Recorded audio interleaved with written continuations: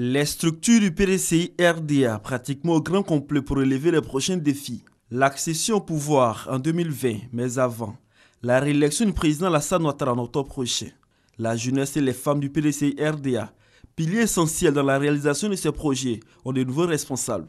Il s'agit de Valentin Kouassi pour la JPDCI urbaine et Innocent Yao pour la JPDCI rurale. Tous deux s'engagent à faire suivre l'appel de Daoukrou à la lettre sur le terrain pour la victoire du candidat unique du RHDP, le docteur Alassane Ouattara, en octobre prochain. Nos priorités sont d'abord, en premier lieu, faire triompher l'appel de Daoukrou, qui s'articule sur deux points. D'abord, faire élire le président Alassane Ouattara au premier tour de l'élection présidentielle de 2015. Et en deuxième lieu, faire en sorte que la jeunesse du PDCI-RDA soit requinquée pour la bataille de 2020.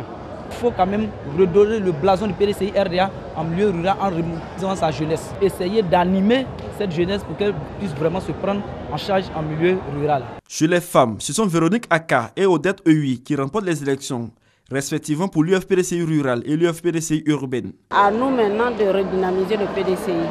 Donc à la base, nous avons fait beaucoup de choses, surtout la formation et puis l'autonomisation des femmes aussi. Aller sur le terrain, organiser les femmes sur le terrain, parce qu'il faut que le PDCI-RDA soit un parti fort. Occuper le terrain et faire élire le président Alassane Ouattara comme notre chef nous l'a demandé. Le président du PDCI-RDA salue l'esprit fair-play qui a prévalu au cours de ces élections. Pour lui, le PDCI est désormais prêt pour les futures batailles. Henri Konan Bédi instruit les nouveaux responsables sur leur rôle et les invite à s'inscrire dans la philosophie du PDCI-RDA. Votre dynamisme et la fougue qui vous caractérise doivent être mis au service de cette opération, de sorte que le plus grand nombre de nos militants encore non inscrits puissent avoir l'opportunité de participer au choix de leurs dirigeants.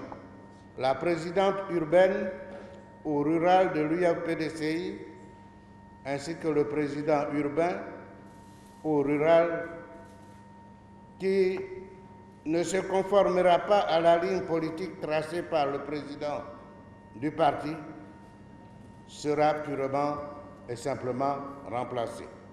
Il faut rappeler que pour la redynamisation du PDCI-RDA, le 12e congrès a souhaité la scission de l'Union des femmes du PDCI en deux, c'est-à-dire les branches rurales et urbaines. Idem pour la jeunesse qui bénéficie en outre d'une section universitaire scolaire.